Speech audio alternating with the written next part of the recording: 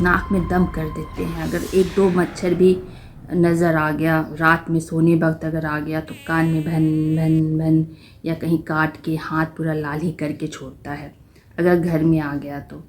नहीं तो उसका उपाय करो, भगाओ कोई स्प्रे से या फिर कॉइल जला के, नेट लगा के, जो भी आपके पास उपाय है वो उपाय करके पहले हम मच्छर को भगाते हैं, तब चैन की नींद लेते हैं।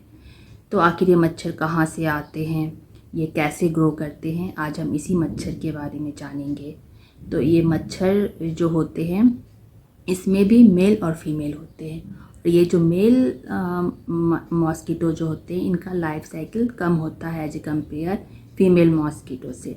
तो ये जो मेल मॉस्किटो जो होते हैं वो 1 से 2 वीक ही सर्वाइव कर पाते हैं, और ये जो फीमेल मॉस्किटोज़ जो होती हैं वो करीबन 1 मंथ to 2 मंथ तक सर्वाइव कर पाते हैं। तो इस तरह से इनका लाइफ साइकिल होता है। और इनका जो फेवरेबल टेम्परेचर होता है जिसमें ये सर्वाइव कर पाते हैं, तो वो मेनली 25 डिग्री सेल्सियस से 30 डिग्री जो सेल्सियस है, इतने के बीच का जो टेम्परेचर है, इसमें बहुत ही एनर्जेटिक रहते हैं और इसी टेम्परेचर में ये बहुत ग्रो भी करते हैं। तो ये इनका फेवरेबल टेम्परेचर है 25 से लेके 30 डिग्री। उसके बाद धीरे धीरे जब ये टेम्परेचर बढ़ता है तो 35 तक ये सही रहते हैं, 40 डिग्री सेल्सियस से क्रॉस करता है, ऊपर जाता है टेम्परेचर, तो ये उसमें सर्वाइव नहीं कर पाते हैं, वो मरने लगता है। डिपेंड ये अकॉर्डिंग टू स्पेसिस पे भी डिपेंड करता है कि स्पेसिस क्या है, वो 1-2 डिग्री ज़्यादा भी सहन कर लेंगे।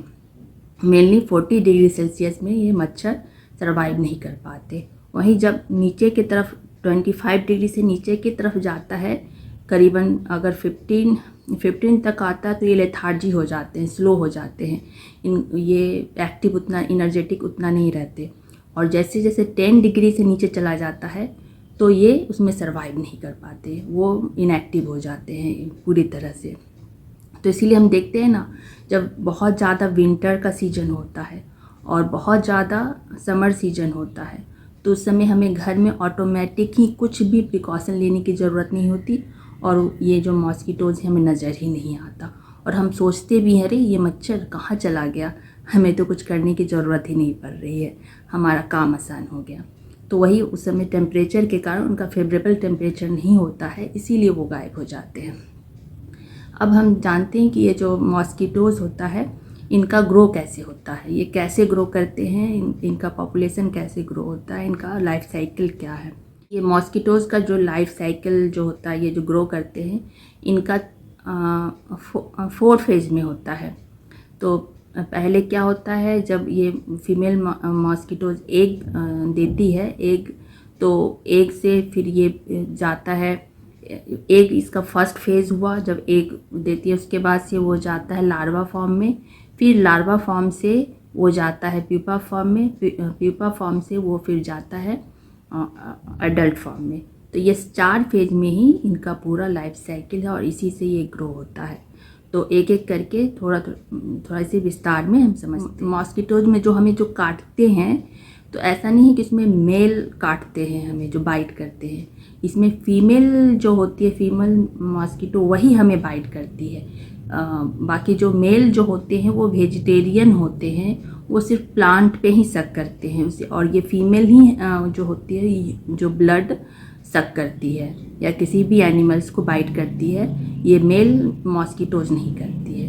और ये भी एक रीज़न है, क्योंकि जो मॉस्किटोज, फीमेल मॉस्किटोज होती है, उसको ज़रूरत होता है ब्लड का। जब ये एग देती है तो उस दौरान उनको उस न्यूट्रिएंट्स का ज़रूरत होता है कि उस ब्लड का, कि वो एग आसानी से दे पाती है उस कारण से।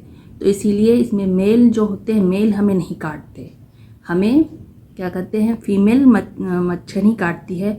ऐसा हम बोलते ही है ना कि लेडीज़ लोग अपने हस्बैंड का खून पीते रहती है, वही बात है यहाँ भी मच्छर ही खून पीती है। मच्छर में फीमेल मच्छर ही खून पीती है, मेल मच्छर खून नहीं पीते हैं। तो ये मच्छर में भी रूल फॉलो करता है, लेकिन ये सब तो जस्ट फन है। तो फिर अब ये मच्छर का ग्रो कैसे होता है, तब ये जो अंडा देती है, तो ये जो अंडा देती है वो जमा जो पानी होता है उसमें पानी जो स्टैंडिंग वाटर होता है जो बहुत दिन का जमा होता है या वैसे जगह पे देती है। नहीं तो अगर उससे ऐसा नहीं भी मिलता है तो वो कहीं भी दे देती है। जैसे कोई खांचा है, कोई भी जगह है, वो तो अपना दे के काम कर दी, और वो एक बार में 100 अंडे दे सकती है, यानी 100 मच्छर को जन्म दे सकती है एक बार जब वो देती है तो 100 अंडे एक बार में होता है। तो एक बार में 100 अंडे एक मच्छर के थ्रू हो सकता है। तो अंडा जब देती है तो उस अंडे को वो बिना पानी के वो ग्रो नहीं कर सकता, अंडा उसमें से हैच नहीं कर सकता। तो उसको पानी चाहिए। अगर पानी नहीं मिलेगा तो वो अंडा एक्टिव नहीं होगा, वो इनएक्टिव होगा, निष्क्रिय रहेगा। तो उसको पानी जैसे ही मिलता है तो वो उसको एक सही टेम्परेचर मिलता है तो वो तुरंत 1 से 2 दिन में वो ट्रांसफ़र हो जाता है लार्वा फॉर्म में। जब वो लार्वा फॉर्म में आता है तो वो पानी का जो सरफेस होता है, पानी के सरफेस के नीचे वाले लेयर में रहता है, वो उसी में अटका रहता है।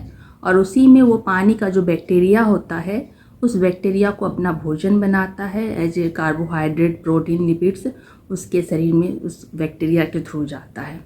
तो वो भी पानी, यानी उसमें लेयर है, वो गंदा पानी है। फिर वो करीबन 3 से 4 दिन में वो प्यूपा फॉर्म में ट्रांसफ़र हो जाता है।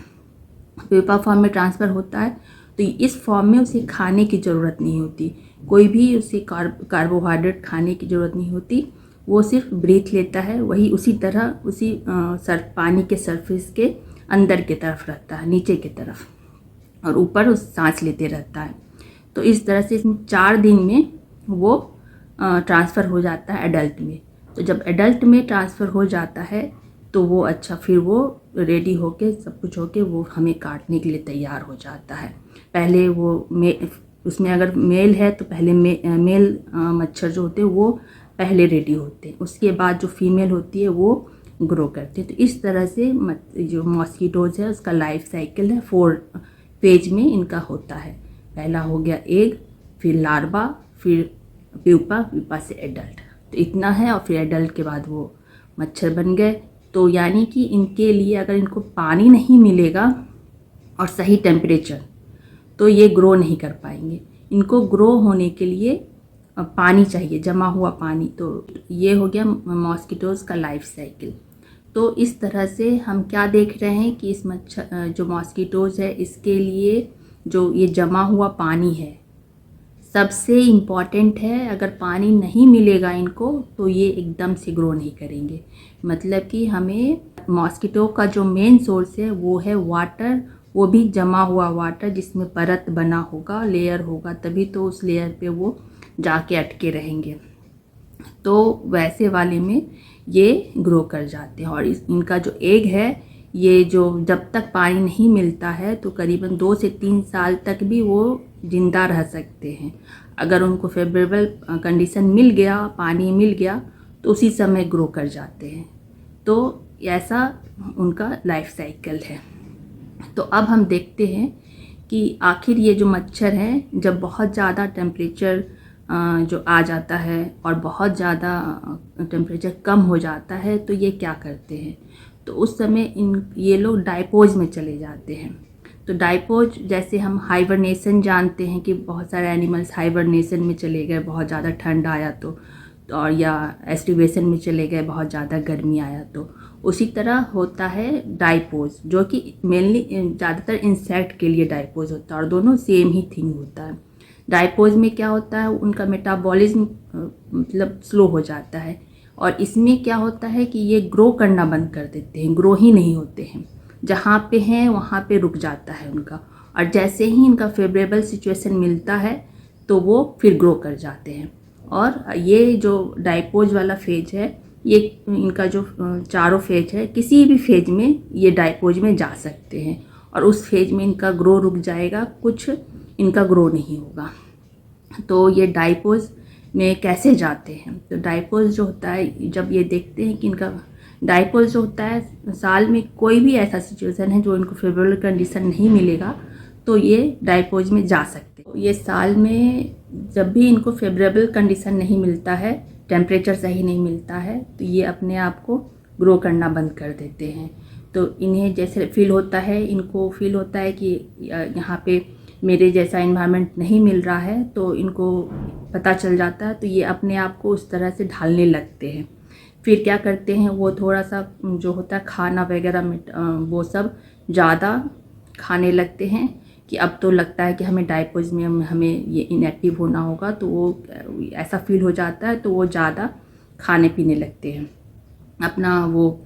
फिर उसके बाद से धीरे धीरे उनका स्किन का कलर चेंज हो जाता है, उनका खोल उतर, उनका कुछ चेंजेज आता है उनके अंदर, और एक केमिकल सीक्रेट होता है जिसके कारण वो जो ज़्यादा ठंडा जो होता है उससे वो लड़ सके, अपने आप को इनएक्टिव कर लेते हैं। तो फिर उनको जो फेवरेबल टेम्परेचर नहीं होता उनको कुछ नहीं करता, वो इनएक्टिव पड़े रहते हैं। और फिर जैसे ही उनको लगता है कि फेवरेबल टेम्परेचर आ गया, तो फिर अपने आप को वो धीरे धीरे ग्रो करते हैं और फिर से वो हमें दिखने लग जाते हैं।